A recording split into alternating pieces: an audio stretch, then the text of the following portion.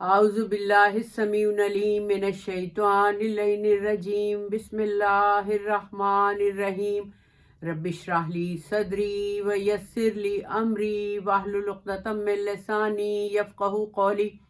بسم اللہ الرحمن الرحیم الحمد للہ رب العالمین والصلاة والسلام علی اشرف الانبیاء والمرسلین وخاتم النبیین اصدق الصادقین شفیع المذنبین رحمت للعالمین ابی القاسم محمد و اہل بیتہ الطیبین الطاہرین المعصومین المنتجبین المہدیین سیما بقیت اللہ فی الارضین ولعنت اللہ علی اعدائہم اجمعین اما بعد السلام فقد قال سبحانہ وتعالی فی محکم کتابہ المجید والفرقانہ الحمید وقولہ الحق بسم اللہ الرحمن الرحیم الا بذکر اللہ تطمئن القلوب۔ حمد و ستائش کا سزاوار ہے وہ رب دو جہاں کے جو خالق مالک ارض و سماوات ہے۔ درود و سلام تحیت و اکرام ان انوار مقدسہ کے لیے کہ جن کی بدولت پروردگار عالم نے زمین و آسمان اور اس میں بکھری ہوئی نعمتوں کو خلق کیا۔ تمام تر احترام و احتشام پروردگار عالم کی آخری آسمانی کتاب قرآن مجید فرقان الحمید کے لیے کہ جس میں اللہ تعالیٰ نے ارشاد فرمایا ہے الا بذکر اللہ تطمئن القلوب، کہ اللہ کے ذکر کے علاوہ اور کسی چیز میں اطمینان نہیں ہے، یعنی اگر اطمینان ہے تو صرف اور صرف خدا کے ذکر میں ہے۔ قرآن مجید ایک وہ جامع کلام ہے پروردگار عالم کا کہ جو انسان کو ہر موقع پر رہنمائی فرماتا ہے۔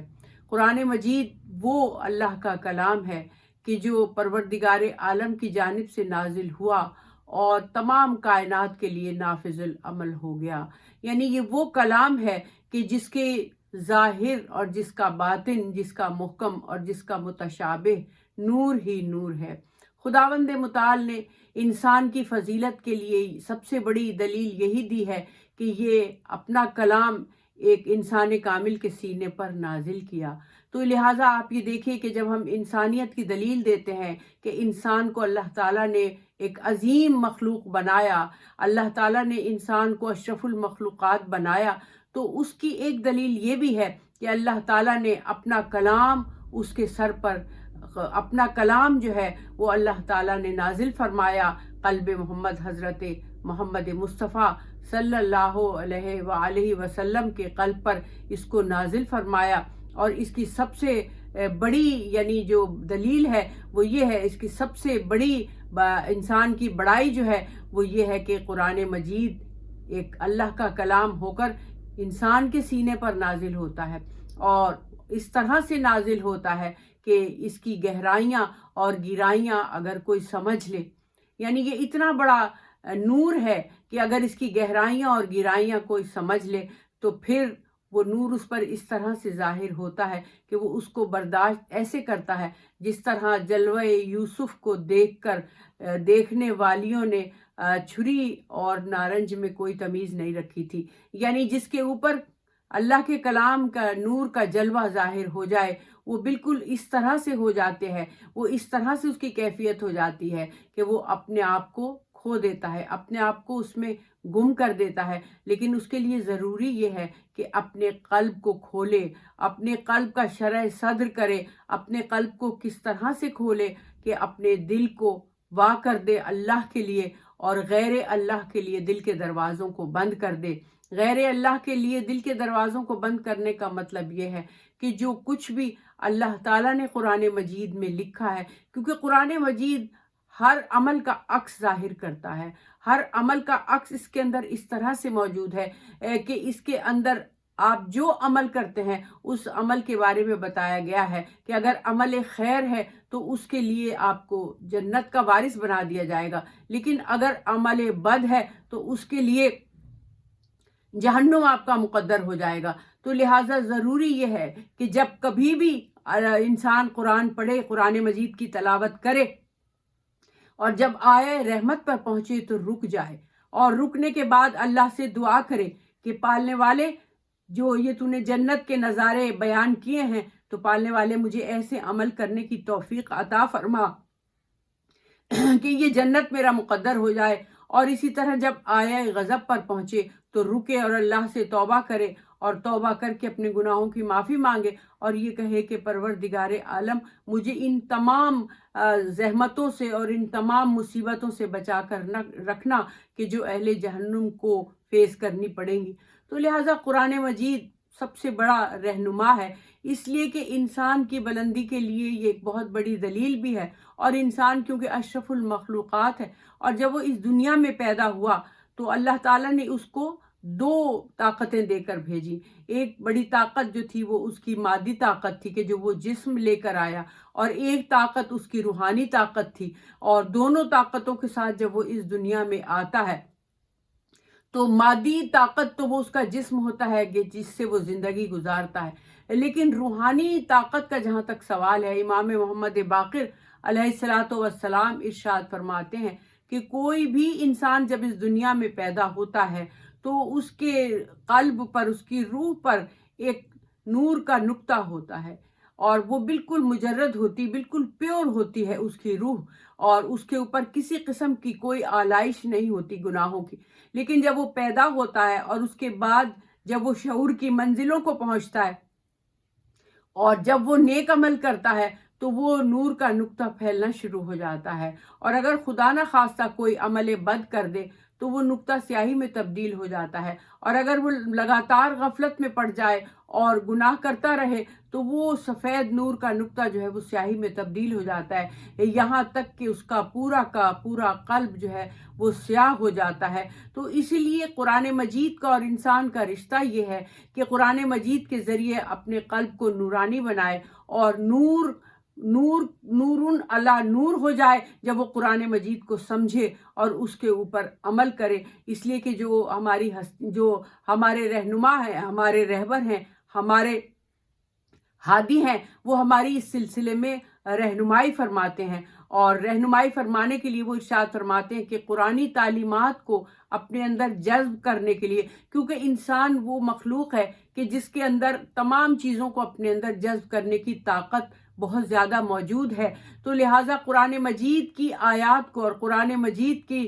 تلاوت کرنے کے بعد اس کے معنی اور مطالب پر غور کر کے اس کو اپنی روح میں جب انسان جذب کرتا ہے تو اس کے جذب کرنے سے اس کا قلب نورانی ہو جاتا ہے، اور اس کا قلب جب نورانی ہوتا ہے تو اس کے اعمال بھی نورانی ہوتے ہیں۔ تو اس کے لیے کسی نے پوچھا کہ ہم کیسے اپنے قلب کو سیاہی سے بچا کر رکھیں، تاریکی سے بچا کر رکھیں تاکہ ہمارا قلب نورانی رہے، تو ارشاد فرمایا کہ اس کا طریقہ یہ ہے کہ اپنی صحبت، اپنی مجاصلت، اپنی نشست و برخاست کا خاص طور پر خیال رکھو کہ جن لوگوں میں تم اٹھتے بیٹھتے ہو، جو تمہارے دوست ہیں، تمہارے احباب ہیں، جن کے ساتھ تم زندگی گزارتے ہو، وہ کیسے ہیں، ان کی صحبت کیسی ہے، ان کا علم کیسا ہے، ان کی روحانی بلندی کیسی ہے، جن کے درمیان تم بیٹھتے ہو ان کو گفتگو کیسی ہے، ان کا اخلاق کیسا ہے، ان کے اعمال کیسے ہیں، اس چیز کو تم ضرور نوٹ رکھو، کیونکہ جیسی مجاصلت تم اختیار کرو گے، جیسی صحبت تم اختیار کرو گے،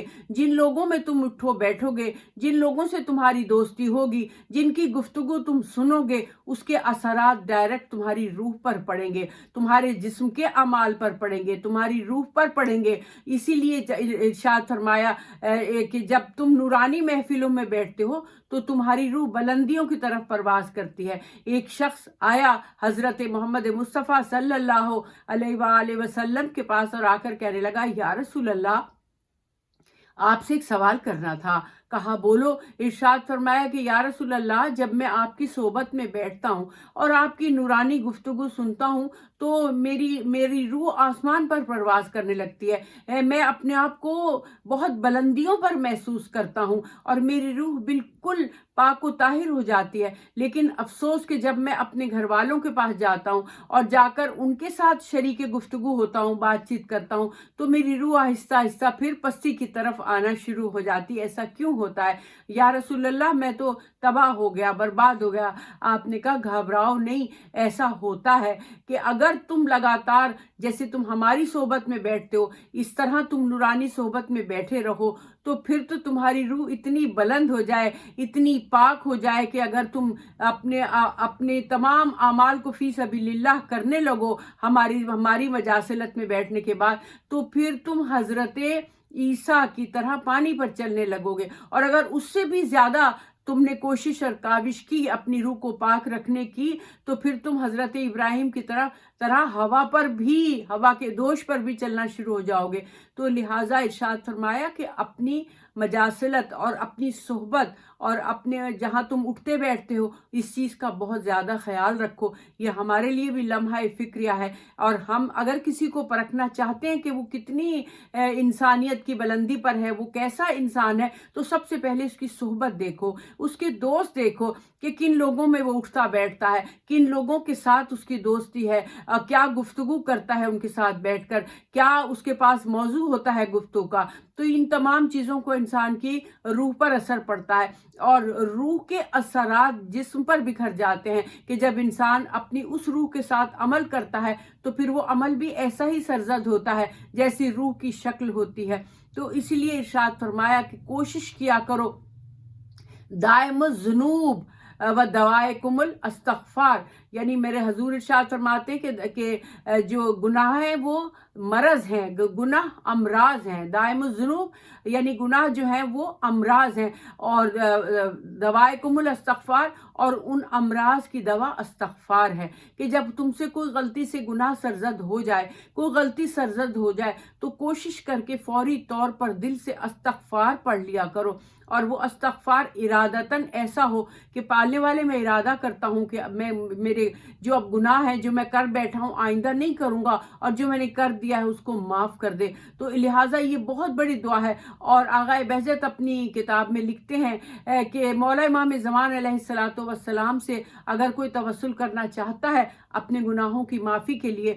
تو پھر اپنی نمازوں میں، اپنی تعقیبات میں اور اپنے قنوت میں اس کو چاہیے کہ یہ دعا پڑھا کرے، یا اللہ ہو، یا رحمان ہو، یا مقلب القلوب ثبت قلبی علی دینک، تو کہ پروردگار عالم اے اللہ، اے نعمتیں دینے والے، میرے دل کو پلٹ دے، اور میرے ثبت قلبی علی دینک، اور میرے دین کو مستقر کر دے، قائم کر دے نیکیاں کرنے کے لیے۔ تو لہٰذا یہ بہت بڑی ایک انسان کے پاس ایک بہت بڑا ذریعہ ہے قرآن مجید اور اس کے ساتھ اہل بیت علیہم السلام۔ افسوس یہ کہ ہم نے قرآن مجید کی تعلیمات کو بھی پس پش ڈال دیا، اور ہم نے اہل بیت علیہم السلام کی تعلیمات کو بھی پس پش ڈال دیا، اس لیے کہ پیغمبر اکرم حضرت محمد مصطفیٰ صلی اللہ علیہ وآلہ وسلم نے ہمیں یہ نصیحت فرمائی ہے کہ دیکھو انی تارک فیکم الثقلین کتاب اللہ اطرتی و اہل بیتی، کہ تم دیکھو میرے بعد اللہ کی کتاب اور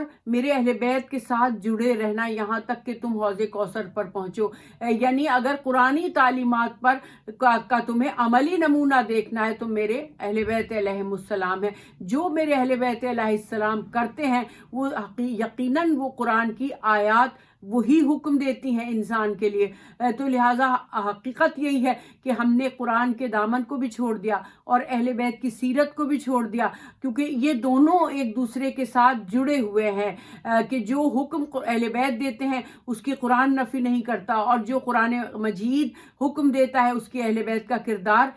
نفی نہیں کرتا۔ تو اسی لیے دیکھیے زیادہ سے زیادہ حکم یہ ہے کہ سیرت اہل بیت کا مطالعہ کیا جائے اور اس کے سائے میں قرآن مجید کی آیات کو سمجھنے کی کوشش کی جائے۔ تو اسی لیے آپ دیکھیں کہ ہم قرآن مجید جو ہے وہ انسانیت کی بلندی کے لیے ایک بہت بڑا ذریعہ ہے، انسانیت کی بلندی کے لیے بہت بڑا ذریعہ ہے، کیونکہ قرآن مجید وہ ہے کہ جو تمام انبیاء کی سیرت کے پہلوؤں کو بھی نمایاں کرتا ہے، اور اس کے ساتھ ساتھ قرآن مجید کی ایک سب سے بڑی خصوصیت یہ ہے کہ انبیاء کی سیرت کے ساتھ ساتھ وہ انسان کی سیرت کو بھی بلند کرنے کا جو ہے وہ عزم لیے ہوئے ہے، کہ جب انسان قرآن مجید کی کوئی بھی صورت پڑھتا ہے اور اس پر غور کرتا ہے، اس پر فکر کرتا ہے، تو یقین کیجئے معصوم کہتے ہیں کہ قرآن مجید تم سے باتیں کرنے لگتا ہے، وہ تم سے محو گفتگو ہو جاتا ہے، وہ تمہاری بات کا جواب دیتا ہے، وہ تمہاری دلی حالت کو پہچان جاتا ہے، اس لیے کہ اللہ تعالیٰ نے قرآن مجید کو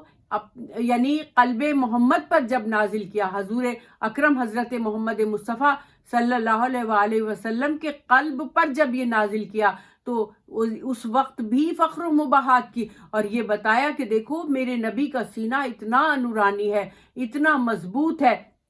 لو انزلنا هذا القرآن على جبل لرأيته خاشعا متصدعا من خشية الله وتلك الامثال نضربها للناس لعلهم يتفکرون. کہ اب یہ اتنا عظیم کلام ہے کہ اگر ہم اس کو پہاڑوں پر نازل کرتے تو پہاڑ اس کی خشیت سے، اس کی ہیبت سے، اس کے روب سے ریزہ ریزہ ہو جاتے. اور ہم تمہیں بتانے کے لیے، سمجھانے کے لیے ایسی مثالیں بیان کرتے ہیں. اس کا مطلب یہ ہے کہ پیغمبر اکرم کا سینہ حامل قرآن تھا. قرآن کی عظمتوں کو برداشت کرنے کے لیے اللہ تعالیٰ نے آپ کے سینے کو اتنا نورانی بنایا تھا، اتنا نورانی بنایا تھا کہ آپ نے اللہ کی قرآن کی آیات کو اپنے سینے پر لیا اور پھر اپنے اخلاق کے ذریعے، اپنے اطوار کے ذریعے، اپنی تبلیغ کے ذریعے لوگوں کے درمیان اس کو پھیلایا. اور اس لیے پھیلایا تاکہ ہم ان کے اوپر عمل کر سکیں. اور قرآن مجید کی ہر آیت کی اپنی ایک نورانی صورت ہے. جیسا کہ حضور ارشاد فرماتے ہیں کہ اللہ تعالیٰ نے ہر صورت کو ایک خوبصورت شکل دی ہوئی ہے. جیسے کہ قل هو اللہ احد کے بارے میں ہے، سورہ توحید کے بارے میں ہے کہ اللہ نے اس کو پر عطا کی ہیں، یہ جنت میں اڑتی پھر رہی ہے. اللہ تعالیٰ نے اس کو اتنے عظیم پر دیے کہ یہ جنت میں اڑتی پھرتی ہے. اور ہر صورت کو، ہر آیت کو اللہ تعالیٰ نے ایک خوبصورت شکل بھی دی ہے اور فضیلت بھی دی ہے، اور اس کے پڑھنے کی فضیلت بھی ہے، اس کے عمل کرنے کی بھی فضیلت ہے. تو لہٰذا انسانیت کی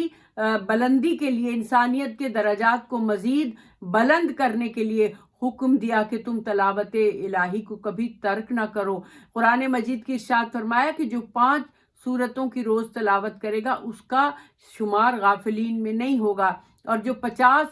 سورتوں کی تلاوت روز کرے گا اس کا ذکر ذاکرین میں ہوگا. تو آپ یہ دیکھیے کہ جوں اس کی تلاوت کرتے رہو اور ساتھ اس کے معنی اور مطالب کو سمجھتے رہو تو انسان کی جو حیثیت ہے وہ بڑھتی چلی جاتی ہے. اور پھر جب وہ تلاوت کر کے ان کو اپنے اعضاء اور جوارے پہ بکھیر لیتا ہے، جب ان کے بارے میں عمل کرتا ہے، جب اس پر غور و فکر کرتا ہے اور اس کے بارے میں سوچتا ہے عمل کرتے ہوئے، تو پھر انسان کی شخصیت میں بھی تبدیلی آتی ہے، اس کے اخلاق میں بھی تبدیلی آتی ہے. کہ جیسے اللہ تعالیٰ ارشاد فرماتا ہے تخلقوا باخلاق اللہ، اللہ کے اخلاق پر اپنے اخلاق کو خلق کرو، بناؤ. کہ جو اللہ تعالیٰ نے حکم دیا اس کے مطابق اپنے اخلاق کو بنانے کی کوشش کرو. اس لیے کہ صرف زبانی جو ہے وہ تلاوت کرنا، یا صرف زبان سے قرآن کی آیات کو بیان کرنا، یا صرف حفظ کر لینا کافی نہیں. اس کی بھی اپنی بہت بڑی فضیلت ہے، بہت بڑی فضیلت ہے اس کی جگہ. لیکن قرآن کا اور انسان کا چولی دامن کا ساتھ ہے، بہت گہرا رشتہ ہے، بہت گہرا رشتہ ہے. کہ جیسا کہ حضور کے بارے میں ارشاد فرماتے ہیں کہ جو عمل آپ کرتے تھے وہی قرآن کی آیت بنتی تھی. تو لہٰذا ہر انسان پر یہ واجب ہے جو قرآن مجید کی تلاوت کرتا ہے، کوشش کر کے اپنے عمل کو اس کے مطابق ڈھالنے کی کوشش کرے، اس کے مطابق ڈھالے، اور اپنے سامنے نمونہ عمل اہل بیت علیہم السلام کی ذات گرامی کو رکھے. تو اسی لیے آپ یہ دیکھیں جب ہم اپنے معصومین کے اصحاب کی زندگی پر عمل کرتے ہیں تو ہم یہ دیکھتے ہیں کہ کیا درجات ہیں ان کے، کہ گفتگو بھی کرتے ہیں تو قرآن کی آیات میں. اور سب سے بڑی جو ایک بڑی حیرت کی بات ہے اور ہمارے لیے بہت خوشی کا مقام ہے کہ بی بی کے گھر میں پرورش پانے والی جناب فضہ علیہ السلام، جو کہ بظاہر آپ کی کنیز ہیں، اور آپ دیکھیے کہ کتنا ان کا علم ہے قرآن کے بارے میں کہ وہ قرآنی آیات میں گفتگو کرتی ہیں. جب کوئی ان سے سوال کرتا ہے تو وہ قرآن کی آیات میں اس کا جواب دیتی ہے. اس کا مطلب ہے کہ ان کی روح میں رچ بس گیا ہے قرآن مجید. تو ہم جو کنیزان فضہ بننے کی کوشش کرتے ہیں تو ہم لوگوں کو بھی یہ چاہیے کہ ہم قرآن مجید کو سوچ سمجھ کر پڑھیں، اور سمجھ کر پڑھ کے اس کو اپنے اخلاق کا حصہ بنانے کی کوشش کریں. کہ جیسے اللہ تعالیٰ نے ارشاد فرمایا فَمَن يَعْمَلْ مِثْقَالَ ذَرَّةٍ خَيْرًا يَرَهُ وَمَن يَعْمَلْ مِثْقَالَ ذَرَّةٍ شَرًّا يَرَهُ، کہ ایک ذرہ برابر جو ہے وہ نیکی ضائع نہیں جائے گی، ایک ذرہ برابر بھی برائی جو ہے وہ چھپائی نہیں جائے گی، ظاہر ہو جائے گی. تو لہٰذا جب ہم کوئی عمل کریں تو یہ آیت چھوٹی سی ہمارے مد نظر ہونی چاہیے کہ دیکھیں اگر ہم جو بھی کر رہے ہیں، کہ جو گفتگو بھی کر رہے ہیں، کہ جیسے معصومین ارشاد فرماتے ہیں کہ ابھی तुम लब खोलते नहीं तो किरामन कातिबीन कलम उठा लेते।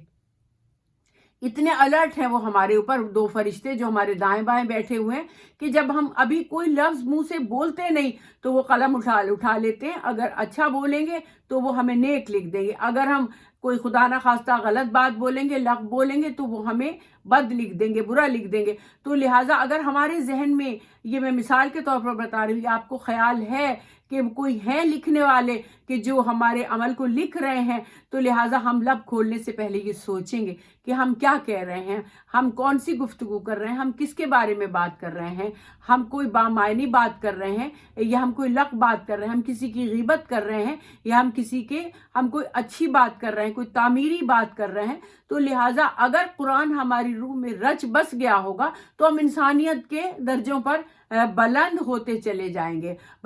चले जाएंगे। इसलिए कि अगर हमें कुरान मजीद की आयत पढ़कर हमें यकीन हो जाएगा कि हमारे अच्छे अमल के नतीजे में हमें जन्नत मिलने वाली है और हमारे बुरे अमल के नतीजे में जहन्नुम हमारा मुक़द्दर होने वाला है, तो यकीनन हम गुफ्तगू करते हुए, हम अमल करते हुए, कोई भी कदम उठाते हुए हम ये ज़रूर सोचेंगे कि अल्लाह ताला ने हमसे नेक अमल के सिलसिले में जन्नत का वादा किया और बुरे अमल के नतीजे में हमें जहन्नुम का वारिस बनाने का वादा किया। तो लिहाजा इंसानियत के दर्जे पर अगर हम फाइज हैं, अल्लाह ने हमें इंसान बनाया है और इतना बड़ा रुतबा अता किया है कि आज अपना कलाम हमारे दरमियान छोड़ा हुआ है। यानी ज़रा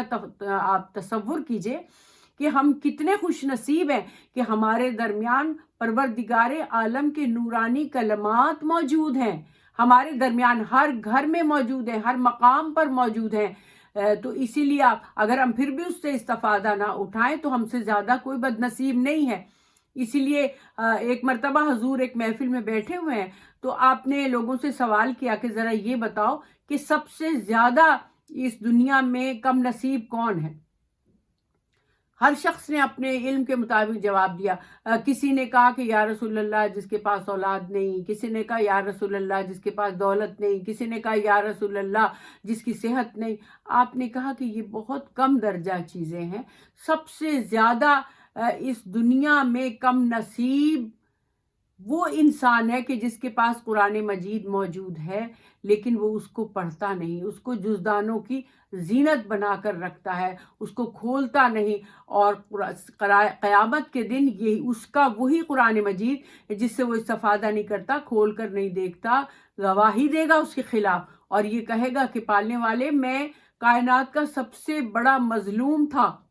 मजलूम मखलूक था, क्योंकि कुरान मजीद भी मखलूक है। मैं मजलूम थी कि इसने मुझे कभी खोल कर नहीं देखा, मुझे पढ़ा नहीं, मुझसे इस्तिफ़ादा नहीं किया। तो हम अपने घरों में बड़े खूबसूरत जुज़दानों में कुरान मजीद को सजा कर रख देते हैं, कभी खोलने की भी जसारत नहीं करते। यहाँ तक कि हम उनको सिर्फ उन कामों के लिए इस्तेमाल करते हैं कि जो हमारे लिए रसूमों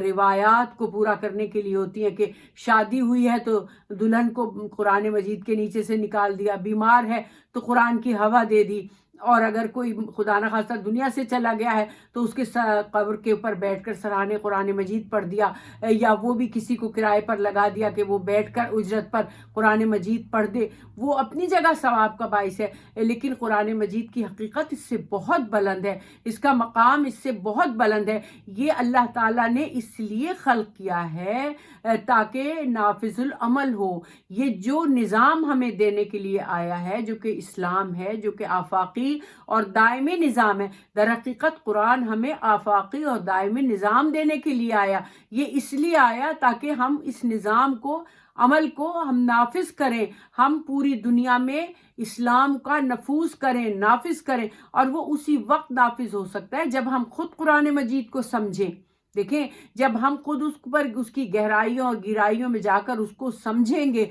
और हमारा अमल उसके मुताबिक होगा, तभी तो हम किसी और को तब्दील कर सकते हैं ना। किसी और कौम को, किसी और मज़हब के इंसान को हम कुरान मजीद की तरफ या इस्लाम की तरफ उसी वक्त ला सकते हैं कि जब हमारा अपना अमल उसके मुताबिक होगा। जब हमारा अपना अमल उसके मुताबिक होगा तो फिर हम दूसरों को भी तब्लीग कर सकते हैं, दूसरों को भी अपनी दावत की तरफ बुला सकते हैं, दावत इस्लामी की तरफ। तो क्योंकि हमारे आइम्मा मासूमीन ने ऐसा ही किया। सिर्फ قرآنی آیات ہی تلاوت نہیں کی بلکہ آپ نے ان پر عمل کر کے بھی دکھایا. اسی لیے آپ یہ دیکھیے کہ ان کی روح میں یہ رچ بس گیا تھا. ہم اپنے مصائب میں پڑھتے ہیں یہ چیز کہ جب سرکار عبداللہ الحسین کو شہید کیا گیا اور آپ کا سر مبارک جو تھا وہ آپ کے جسم سے جدا ہوا اور آپ کو نوکے نیزہ پر نعرہ تکبیر کو بلند کر کے ان ملعونوں نے چڑھایا، تو اس وقت وہ تو نعرہ تکبیر بلند کر رہے تھے،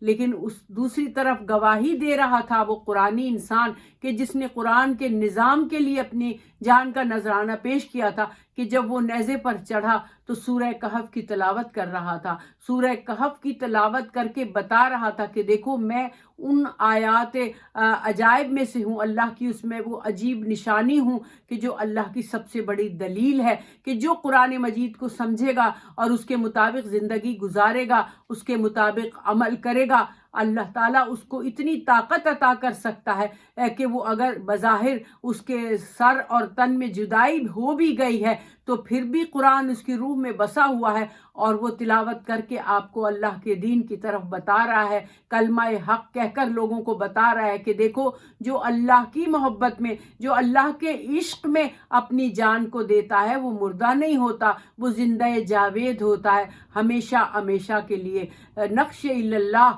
بر صحرا نوشت، ستر عنوانے نجات ما نوشت، وما علینا الا البلاغ.